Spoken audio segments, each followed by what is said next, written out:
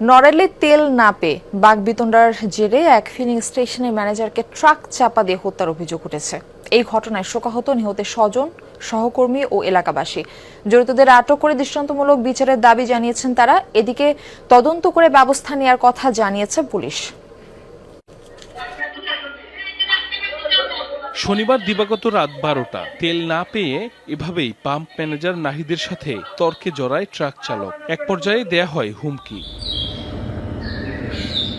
CC ক্যামেরায় দেখা যায় রাত 2:10 ম্যানেজার মোটরসাইকেল নিয়ে পাম্প থেকে বের হন। তখনই ট্রাক নিয়ে তার পিছু নেয় তর্কে জড়ানো সেই চালক সুজাত। কিছু দূর গিয়ে মোটরসাইকেলটিকে চাপা দিয়ে ট্রাকটি পালিয়ে যায় বলে অভিযোগ ফিলিং স্টেশনের কর্মীদের। ভাইটা যখন পাম্প থেকে বেরোয় যায় সাথে সাথে কোনো ট্রাক টান দেয় পিছনে।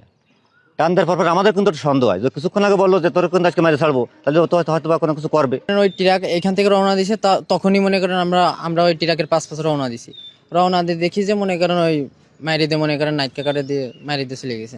শনিবার রাতে নড়াইল সদর উপজেলার তুলারামপুর এলাকায় ঢাকা বেনাপোল মহাসড়কের তানভীর ফিলিং স্টেশনের সামনে হয় এই ঘটনা। কর্মীরা জানান রাত 12টার দিকে সুজাত নামের ওই ট্রাক চালক ফিলিং স্টেশনটিতে তেল নিতে যায়। এ সময় তেল না পেয়ে পাম্প ম্যানেজার নাহিদের সাথে বাকবিতণ্ডা হয় তার। এক পর্যায়ে ম্যানেজারকে হত্যার হুমকি দেয় অভিযুক্ত সুজাত। তবে এরপর থেকে ফিলিং স্টেশনের ভেতরেই ছিলেন তিনি।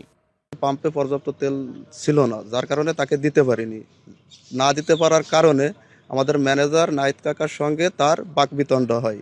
এক পর্যায়ে সে রাগে ক্ষিপ্ত হয়ে বলে যে তুই তেল না দিলে তোরে ট্রাকের তলে দিয়ে মেরে ফেলবো।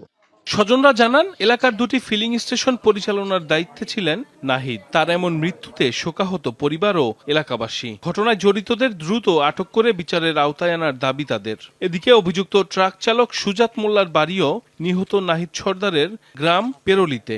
ঘটনার পর থেকে বাড়ি ছেড়েছেন সুজাতের পরিবার।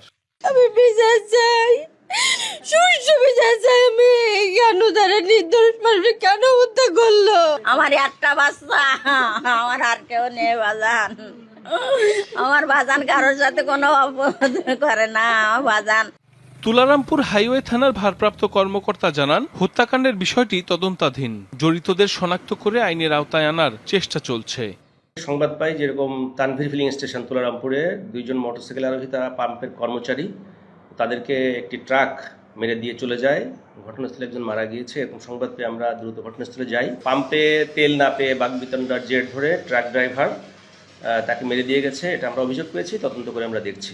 জেলায় গেল কয়েকদিন ধরে জ্বালানি তেলের সংকট দেখা দিয়েছে। চাহিদার তুলনায় ডিপো থেকে কম সরবরাহ পাওয়ায় ফিলিং স্টেশনগুলোতে প্রায়ই বিশৃঙ্খলা হয়।